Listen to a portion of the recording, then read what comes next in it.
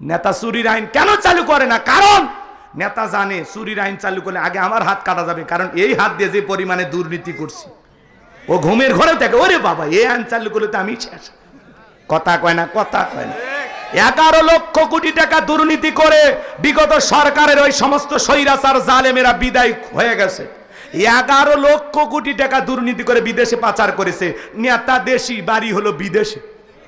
এমন নেতা আছে বউটাও বিদেশি। কথা কয় না, বস করবো না, দোয়া করবো, চলে শুনবেন না, রাগ করেন নাকি আপনারা? 93 বিলিয়ন ডলার ঋণের বোঝা বাংলাদেশের মানুষের ঘাড়ের উপরে চাপায় দিয়ে ওরা পালিয়ে গেছে। কথা বলে ঠিক কিনা? এদেশের 48 বিলিয়ন ডলার ছিল রিজার্ভ, চিপিয়ে খায়া এই দেশের দুর্নীতি করে লুটে পুটে খায়া সব শেষ ভাই, খালি মাটি পড়ে আছে গো, খালি মাটি। কথা কন ঠিক কিনা? এত দুর্নীতিবাজ। ওই এমপি মন্ত্রীরা বড় বড় কথা বলতো, প্রধানমন্ত্রীর থেকে শুরু করে এমপি মন্ত্রী, আমলা কামলা, নায়ক গায়ক, ইউনিয়ন পর্যায়ে নেতা কর্মী পর্যন্ত, হুজুর পর্যন্ত পালিয়ে গেছে। পৃথিবীর ইতিহাসে এমন পতন আর কারো ঘটেনি। আজকে গ্যারেজে 5-10 কোটি টাকা দামের গাড়িগুলো পড়ে আছে, এমপি মন্ত্রী নাই। এমন এমপি মন্ত্রী ছিল নাইকে সারা ঘুম হয়নি। এ কথা কন। হাজার হাজার বিঘা জমি জোর করে দখল করে টেন্ডারবাজি চাঁদাবাজি করে সম্পদের বিশাল পাহাড় বানিয়েছিল। এক একটা বেনজির, বাপরে কি নাম! কথা কন বেটা, বেনজি। রেডি হয়ে থাকো তোমরা, রেডি হয়ে থাকো। এক এক এমপি মন্ত্রী সব পালে গেছে। হাউন আঙ্কেল আছে, আছে কেউ নাই, সব পালে গেছে। কথা বলে ঠিক কিনা? মন্ত্রীরা সব কোথায় গেল, এমপিরা সব কোথায় গেল, কোথায় কাদের কাকা? ওদের সারা দেশটা এখন লাগে ফাঁকা ফাঁকা। এ যুবক চলবে?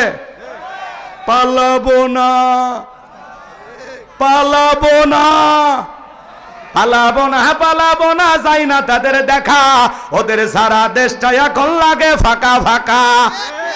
আইন মন্ত্রী আটকে গেল আইনেরই ফাঁকে, দাড়ি সারা দরবেশটারে ভণ্ড ভণ্ড লাগে। শুনেছি ভাই কত নেতা নেত্রী খাইতেছে ভাই ডান্ডা, বিচারপতি কালমানিকের ফাটিয়েছে নাকি আন্ডা। এটা আমার খবর না, মিডিয়ার খবর। এই বিচারপতি শামসুদ্দিন মানিক আল্লামা সাইদি হুজুরকে মৃত্যুদণ্ডের রায় দিয়েছিল। ছাত্র আন্দোলনে সবাইকে রাজাকারের বাচ্চা বলে গালি দিয়েছিল। কথা বলেন, এই বিচারপতি কুখ্যাত কালামানিকেরও মৃত্যুদণ্ডের রায় হওয়া দরকার আছে না নাই? 116 জন আলিমের তালিকা করে দুদকের কাছে জমা দিয়েছে। আমার রোল নাম্বার ছিল 23। আমারে কত তালিকায় রাখছে?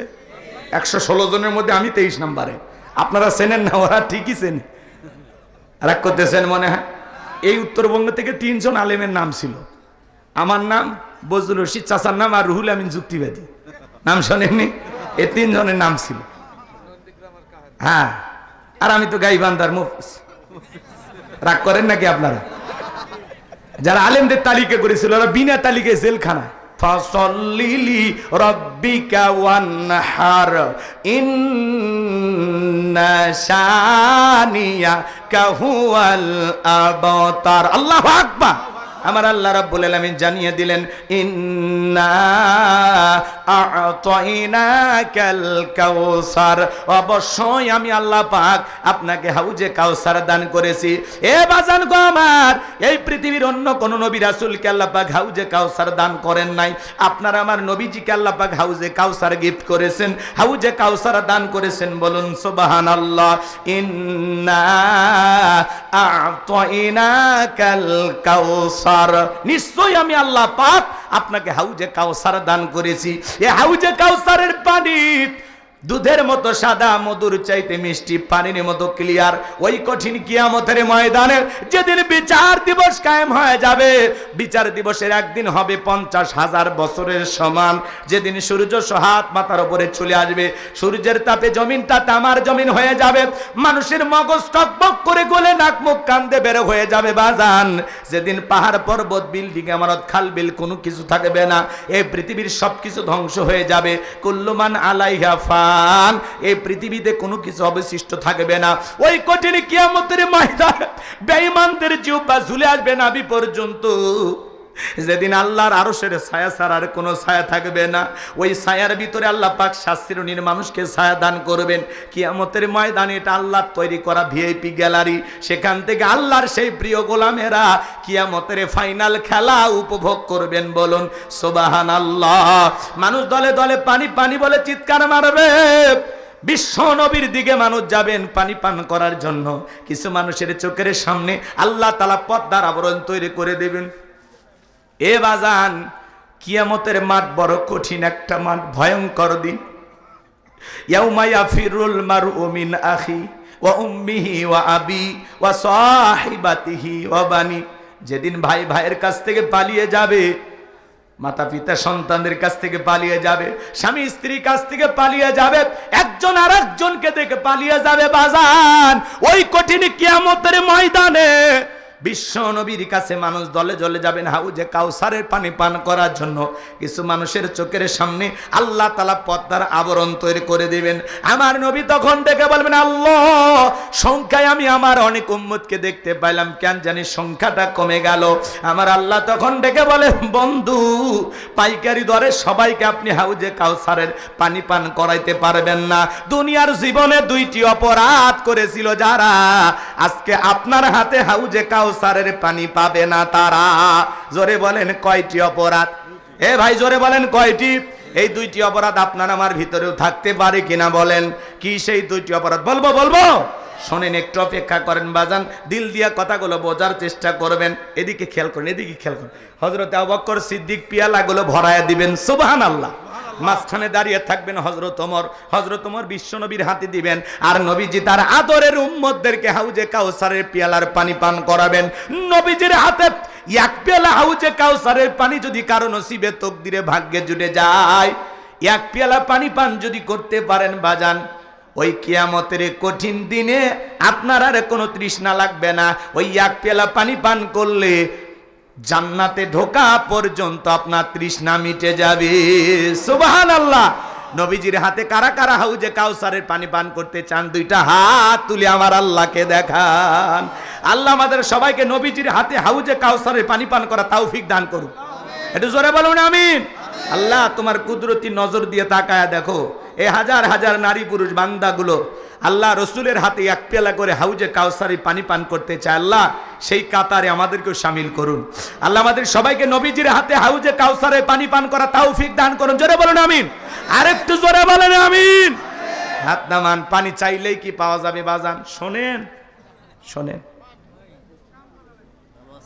নবীজিকে দেখা হবে, আবার নবীজির হাতে হাউজে কাউসারের পানি পান করা হবে। কি সৌভাগ্যবান ওই সমস্ত ব্যক্তি যাদের নসিবে, যাদের তকদিরে, ভাগ্যে এই দৃশ্যটা জুটে যাবে। সুবহানাল্লাহ। শোনেন, আমি আপনাদের এলাকা আসলাম, একটা ছেলের হাতে কিছু চকলেট দিলাম, দিয়ে বললাম, বাবা একটু 1 বদ্দা পানি আনো তো, আমি একটু উজু বানাবো। ওই ছেলেটা চকলেট পাই মারছে দৌড়, মাঝখানে আছাড় খাইয়ে পড়ে গেছে, হাঁটু ছিলে গেছে, রক্ত বের হয়ে গেছে, ব্যথাও পাইছে। কিন্তু চকলেট থাকার কারণে ছেলেটা উঠে দাঁড়াইয়া বদনা ভরিয়া পানি নিয়ে আমার সামনে হাজির। আমি তখন বললাম, বাবা এই পানিটার দিকে তোমার কষ্ট হয়েছে, মাঝখানে পড়ে গেছো, হাঁটুটা ছিলে গেছে, রক্ত বের হয়েছে, ব্যথাও মনে হয় পাইছো। ওই চকলেট থাকার খুশির কারণে ছেলে বলতেছে, আমি এরকম কত পড়ে যায়, আমার কিছুই হয় না। কথা বলেন না কেন? ওই ছেলেটার ব্যথা যেরকম ব্যথা মনে হচ্ছে না, কিয়ামতের ময়দানে নবীজির হাতে 1 পেয়ালা হাউজে কাউসারের পানি যদি তকদিরে নসিবে ভাগ্যে জুটে যায়, আর আল্লাহর আরশের নিচে ছায়া যদি ভাগ্যে জুটে যায়, কিয়ামতের কঠিন দিন আপনার কাছে কঠিন মনে হবে না, আল্লাহ সহজ করে দেবেন। বলুন সুবহানাল্লাহ। একটু জোরে বলুন সুবহানাল্লাহ। আর এই 2 জায়গায় যাদের ভাগ্য থাকবে এরা জান্নাতি, তাদের আর কোনো টেনশনই নাই। সুবহানাল্লাহ। এইবার শোনেন, পানি চাইলেই কি পাওয়া যায়? ঠান্ডা পানিতে উজু বানায় সালাত আদায় করতে হবে। হঠাৎ করে কেউ নামাজ ধরছে, পুরাতন যারা মুসল্লি এরা নতুন মুসল্লিকে দেখে ঠাট্টা বিদ্রুপ করে, হ্যাঁ সূর্য আজ কোন দিকে উঠছে, উত্তর 12 দিকে মসজিদে নামাজ পড়বি না 2 দিন পরে ছেড়ে দিবি। চাচা মুরব্বী সাবধান, আপনি তো দাওয়াত দিয়ে 5 জনকে মসজিদে আনতে পারেন না। একজন হঠাৎ করে নামাজ ধরেছে, 2 ওয়াক্ত পড়বি না 2 দিন পড়বি, ওটা ওর ব্যাপার। পারলে ওর জন্য দোয়া করেন যে ভাতিজা তুমি মসজিদে আসছো নামাজ পড়তে, দেখে দিলটা ভইরে গেছে, আল্লাহর কাছে দোয়া করি আল্লাহ যেন মৃত্যু পর্যন্ত তোমাকে মসজিদে এসে নামাজ পড়া তৌফিক দান করে। আপনি দোয়া করেন, ভালোবেসে বুকে টানেন, কেন উল্টাপাল্টা বলেন? আপনার এই সমালোচনা শুনে পরে আসর থেকে যদি এই ছেলেটা মসজিদে না আসে, আল্লাহর কাছে কি জবাব দিবেন?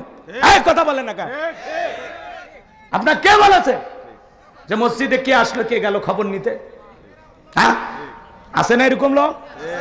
হ্যাঁ, নতুন 2-4 জন নামাজ ধরে ওদেরকে নিয়ে ঠাট্টা বিদ্রুপ করে, লয়া লয়া মুসল্লি বের হয়েছে বারে। আছে না ভাই? খবরদার চাচামি, এগুলো করা যাবে না। যুবক বয়সে একটু দাড়ি রেখে হইলে না সমালোচনা, এই বয়সে দাড়ি রেখে দিলি, বুড়ো হয়ে গেলি, কথা কয় না। দাড়ি রেখে বউ নিয়ে ঘুরতে গেছে, বলে ভাবি আসসালামু আলাইকুম, সাথে চাচার খবর কি? বউ বাড়িতে এসে রাগ করে, তোমার সাথে বাহিরে যাওয়া যায় না কেন? কয় আমার ডাকে ভাবি, তোমার ডাকে চাচা। যেই বউ নবীর সুন্নত দাড়িকে মহব্বত করে না, ওই বউ আপনাকে 100% ভালোবাসা দিতে পারে না। কথা বলে ঠিক কিনা? দাড়ি হলো এটা কার সুন্নত? জোরে বলেন।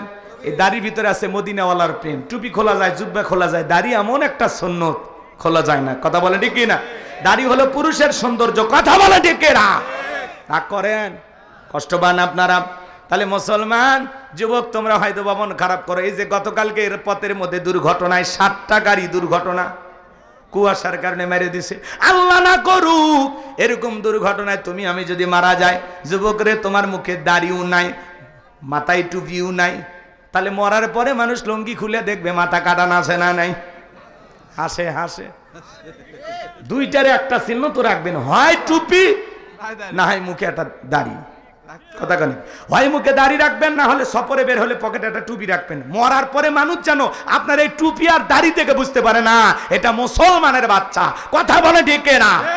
কিন্তু টুপিও নাই, দাড়িও নাই, মরার পরে লুঙ্গি খুলে দেখবি মাথা কাটানো আছে না নাই? বাঁচেন, বাঁচেন, এখনো সময় আছে, বাঁচেন। আমি আপনাকে বাঁচাতে চাই।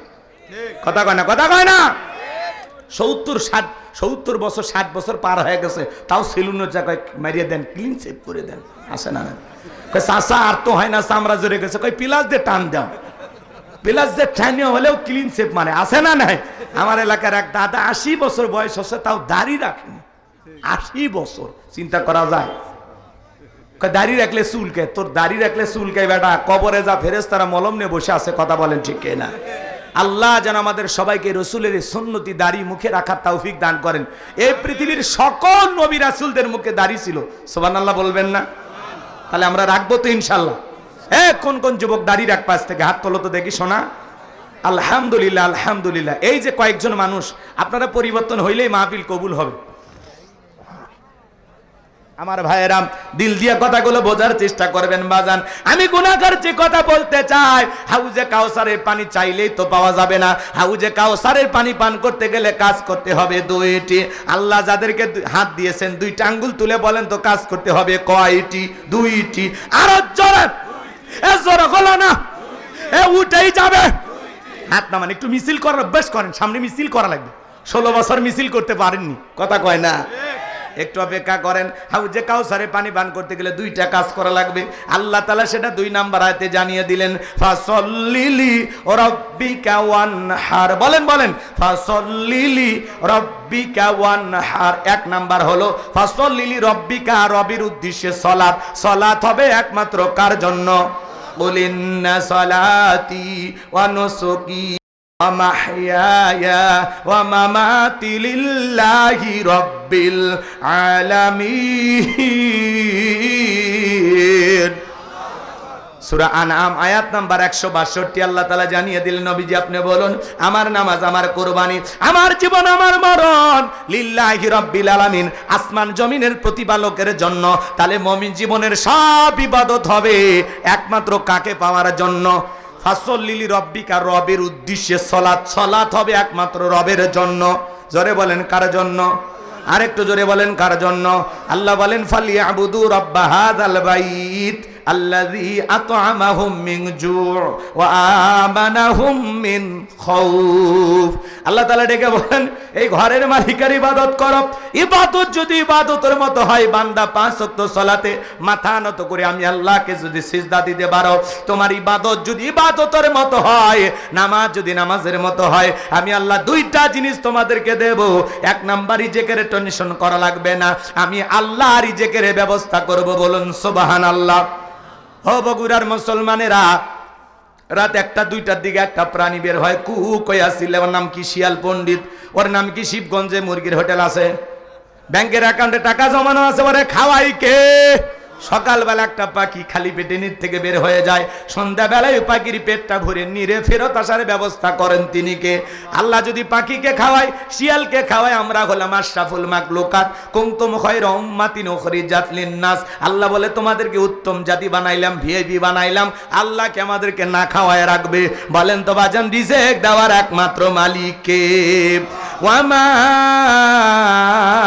মিন দাব্বাতিন ফিল আরদি ইল্লা আলাল্লাহি রিজকুহা। সূরা হুদের ভিতরে আল্লাহ পাক জানিয়ে দিলেন, এই পৃথিবীতে এমন কোন বিচরণশীল প্রাণী নাই যার রিজিকের ব্যবস্থা আমি আল্লাহ আসমান থেকে করি না। ওই আটলান্টিক মহাসমুদ্রের 33,000 ফিট গভীরতল পানি নিচে থাকা ছোট্ট একটা প্রাণী, তার রিজিকের ব্যবস্থাও আমি আল্লাহ আসমান থেকে করি। বলুন সুবহানাল্লাহ। তাহলে বলেন তো বাজান, রিজিক দেওয়ার একমাত্র মালিক কে? আর 2 নাম্বার, ও আমানাহুম মিন খাউফ। গোলাম রে, নামাজ যদি নামাজের মতো হয়, 2 নাম্বার আমি আল্লাহ সকল ভয় থেকে নিরাপত্তা দেব। আপনার আমার মনে ভয় আছে না নাই? 2 লাখ টাকা নিয়ে সোনাতলা থেকে আসবেন, এই গ্রামের নাম কি বলেন? চাকলমা। মনে মনে ভাবতেছেন, আল্লাহ 2 লাখ টাকা নিয়ে রাত 2টা বাজে বাড়ি পর্যন্ত যাইতে পারবো নাকি? বালুহাটের মনে ডাকু মারা মরে, চোর ডাকাতের কবলে পড়ে, ছিনতাই খালের কবলে পড়ে, ইটের ভাটার ওই সাইডে মাঝে মাঝে সাইজ করে নাকি? কথা কন না কে? আমি যতটুকু শুনলাম বাজান, মাঝে মাঝে সাইজ করে। ওরা কার? আল্লাহর ওলি, তাহাজ্জুদ পড়ার জন্য হাজির হয় না। ওরা হলো সমাজের সবচেয়ে নিকৃষ্ট মানুষ। এক কথা কন, বেটা রোজগার করে খাইতে পারো না? শোনেন শোনেন, আজকে সমাজে ভয় আছে না নাই? আল্লাহ 2 লাখ টাকা নিয়ে বাড়ি পর্যন্ত যাইতে পারবো নাকি? ছিনতাইকারী কবলে পড়ে, চোরের কবলে পড়ে টাকা জান 2টা হারাবো, ভয় আছে না নাই? এই সমাজে আজকে আতঙ্ক কাজ করে বাজান, ভয় ভীতি কাজ করে, গরু ছাগল পর্যন্ত চুরি হয়ে যাচ্ছে। কথা বলেন ঠিক কি না? এই সমাজে চুরি, দুর্নীতি, টেন্ডারবাজি, চাঁদাবাজি, খুন, ধর্ষণ বন্ধ হবে সেই দিন, আল্লাহর কোরআন দিয়া জমিনটা চলবে যেই দিন। চুরি বন্ধ হবে না? এত বছর ওয়াজ করলাম, আমার পায়ের জুতো 3 বার চুরি হয়েছে, 3 বার। আমি যে মসজিদে জুমার খুতবা দেই হুজুর, 2 বছর আগে ওই মসজিদের মাইক সেট সব চুরি হয়ে গেছে। কথা কর। তাহলে আমাদের ওয়াজ দিয়ে জুতা চুরি বন্ধ হচ্ছে না। তাহলে এই সমাজে চুরি বন্ধ করতে হলে লাগবে কার আইন? জোরে বলেন, কার আইন? আল্লাহ থেকে 1,500 বছর আইন, 1,500 বছর আগে আইন দিয়েছেন, ওয়াসসারিকু ওয়াসসারিকাতু ফাকতাউ আইদিয়াহুমা জাযাআম বিমা কাসাবা নাকালাম মিনাল্লাহ। আল্লাহু আকবার। সূরা মাইদার 38 নম্বর আয়াতে আল্লাহ আইন দিয়েছেন, চোর পুরুষ হোক আর নারী হোক, আল্লাহর বিধান, আল্লাহর ফয়সালা হলো, যদি চোর চুরি করেছে, অপরাধ প্রমাণিত হয়, চোরের ডান হাতের কবজি প্রকাশ্যে কেটে দাও। এরকম মিডিয়াকে ডাইকা বাইতুল মোকাররমের সামনে নিয়ে এসে যদি একটা চোরের হাত কেটে ফলাও করে প্রচার করা হতো যে বাংলার পার্লামেন্টে আইন পাস করা হলো, চুরি করলে হাত কেটে দেওয়া হবে, একটা চোরের হাত কেটে খালি টেস্ট করে দেখেন, বাংলাদেশের সমস্ত চোরেরা তওবা করে আল্লাহর ওলি হয়ে যাবে। ও বলবে ভিক্ষা করে খাবো, তাও চুরি করব না। কিন্তু কে শোনে কার কথা? আজও গেল না মনের ব্যথা। এখন উচিত কথা যদি কই, পিঠের ওপর দিয়ে যাবি মই। এ আনন্দে কিছু লোক কিনে খাবে বগুড়ার স্পেশাল দই। যত দোষ নন্দ ঘোষ, সত্যটা বললে দোষ, করলে অন্যায়ের প্রতিবাদ, নামটা হবে তোমার মৌলবাদ, নামটা হবে তোমার জঙ্গিবাদ। কথা কয় না কে? সরিষাই তো ভূত, ওরা আল্লাহর আইন কেমনে চালু করবে? কথা কয় না কে? ওরা বলে 1,500 বছরের আইন ব্যাকডেট। এই বেটা, ব্যাকডেট না আপডেট, খালি কথাটা শুনে দেখ একবার, টেস্ট কর, টেস্ট কর। কথা কন, এত সিসি ক্যামেরা লাগবে? সিসি ক্যামেরা লাগাইছে সোনার দোকানে বিভিন্ন গুরুত্বপূর্ণ পয়েন্টে। চোর চুরি করতে আসে বলে ও এই জায়গায় রেকর্ড হচ্ছে, সিসি ক্যামেরা পর্যন্ত চুরি করে নিয়ে যায়। কথা বলেন ঠিক কিনা? এই জন্য বাজান, এই সমাজে চুরি বন্ধ করতে হলে আল্লাহর আইন। আরে ভাই, কোন আইনে বান্দাকে সাইজ করা যাবে আল্লাহর চাইতে বেশি বুঝতে হবে।